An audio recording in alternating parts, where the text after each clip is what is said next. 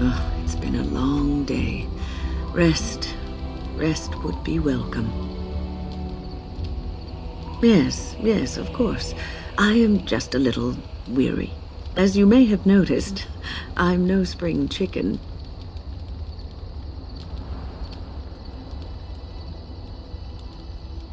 Thank you. You're very kind to say so. But in all honesty, I do not know how many years I have left in me. I have lived for such a long time, but there is always something else to do. And I have to keep going in order to do it. I think I will be glad when I am done. Oh, no. I'm not the sort of person that leaves things unfinished. I'll see this through, I promise. Have you encountered many abominations, apart from the ones in the Circle Tower? The first time I saw an abomination, my blood turned to ice. It was months before the nightmares stopped. It was the knowledge that I could easily become one of them that frightened me the most.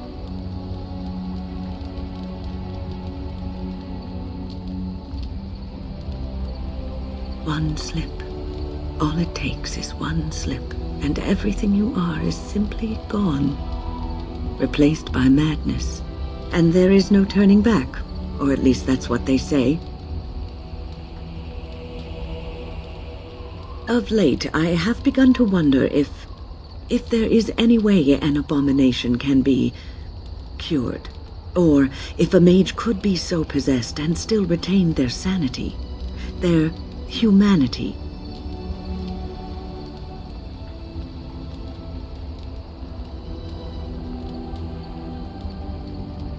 Because every mage lives with this threat. It is constantly on our minds. Do not trouble yourself, though. This is only an old lady giving voice to her musings. I must ask, what does being a Grey Warden mean to you?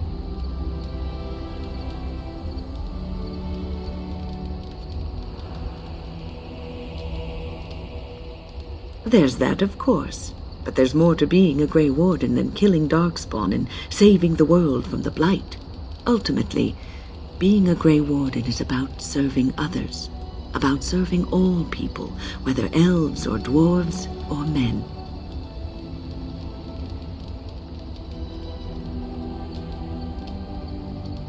As a Grey Warden, you are a guardian of men, and you guard them because their continued existence is more important than you are. Thus it is you who serves, not they.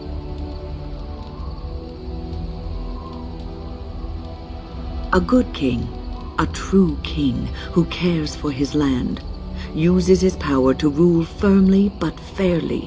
He serves his people first and foremost. The king who does not do this, who believes that he is entitled to his power, who abuses it and uses it for his own means, is a tyrant.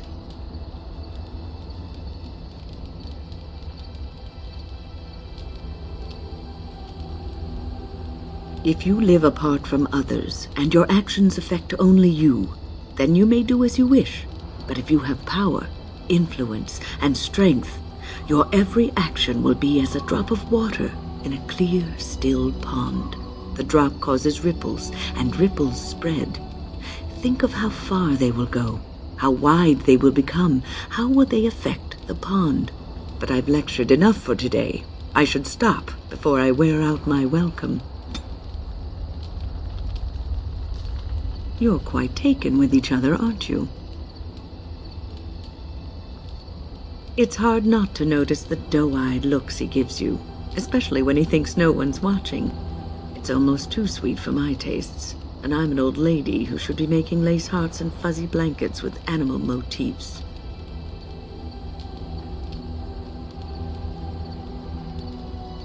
No, I won't be making socks with pom-poms for you anytime soon. But that's hardly my point. I've noticed your blossoming relationship, and I wanted to ask you where you thought it was going. Alistair is a fine lad, skilled in battle, but quite inexperienced when it comes to affairs of the heart.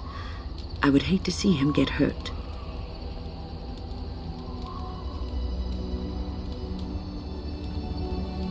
Not intentionally, no. But there is great potential for tragedy here, for one or both of you. You are a Grey Warden. You have responsibilities which supersede your personal desires.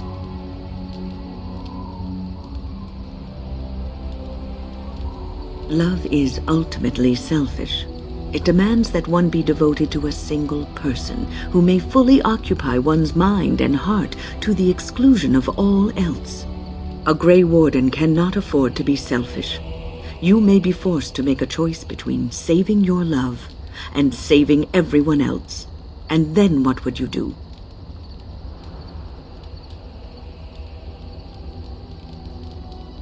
Nothing is certain. Not in these times. You cannot take anything for granted. I want you to be aware of this. Obviously not, if you think that this fling of yours is going to endure. I have given my advice. Do with it what you will.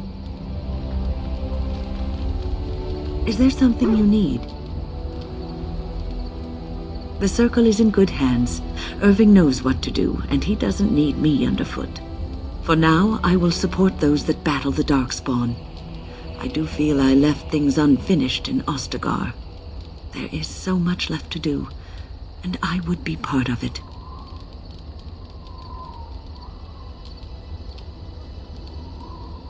Yes, I did leave them. But if the blight is not stopped, all of them will face suffering greater than what was seen in the tower. The Grey Wardens, all 2 of you, need all the help you can get. I will see this through to the bitter end, and after that, if I am still left standing, then I will return to the circle.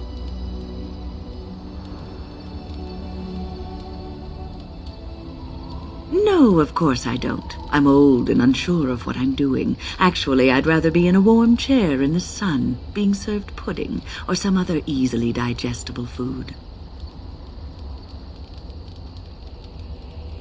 Well, get on it then, and make sure there's a blanket in my chair, and that it's soft, and that the pudding doesn't have cream on it. Cream gives me gas. Is there something you need?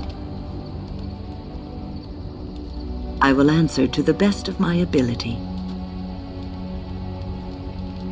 People don't become mages. They are born mages. The talent just surfaces later. But you are asking how I ended up at the Circle. I was brought there by the Templars, just like many of the other apprentices. I don't remember very much. I was very young then.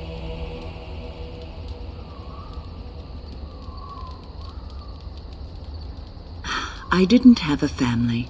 I never knew my real parents. My earliest memory was of hiding in a hayloft on a farm, trying to keep warm. I was found, and the farmer's wife was kind enough not to send me away. But they had children of their own, and I was never made to feel welcome. The eldest son was the worst. He was always calling me a stray, and throwing anything he could get his hands on at me. And I don't know how it happened, but one day, he just found his hair on fire. Fortunately, there was a large trough nearby.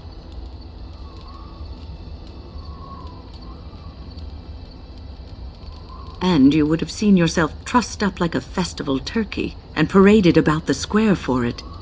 Village folk have little love for witches like us. Thankfully, all I had to endure was a few nights locked in a cold barn with a bowl of water and a crust of bread. The Templars arrived several mornings later. I'll never forget the moment the Templars led me into the entrance hall of the tower. I had never seen anything so grand in my life. I stopped being afraid then.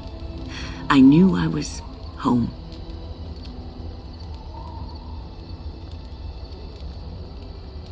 Well, that's about all there is to my tale. That's how I came to the Circle. I would be lying if I said it was easy. First, there were rules, and we were constantly watched to make sure we behaved appropriately. Then there was the study of magic. We had to cast the spells just so, control the effects completely. A single word spoken incorrectly, a gesture out of sync, and lack of focus. And we needed to have perfect focus, or we would be in danger. From Fade spirits. If we were careless, they would enter our minds, and we would become abominations. Without the circle and my mentors, I would not have been where I am today. And there was joy in life at the circle.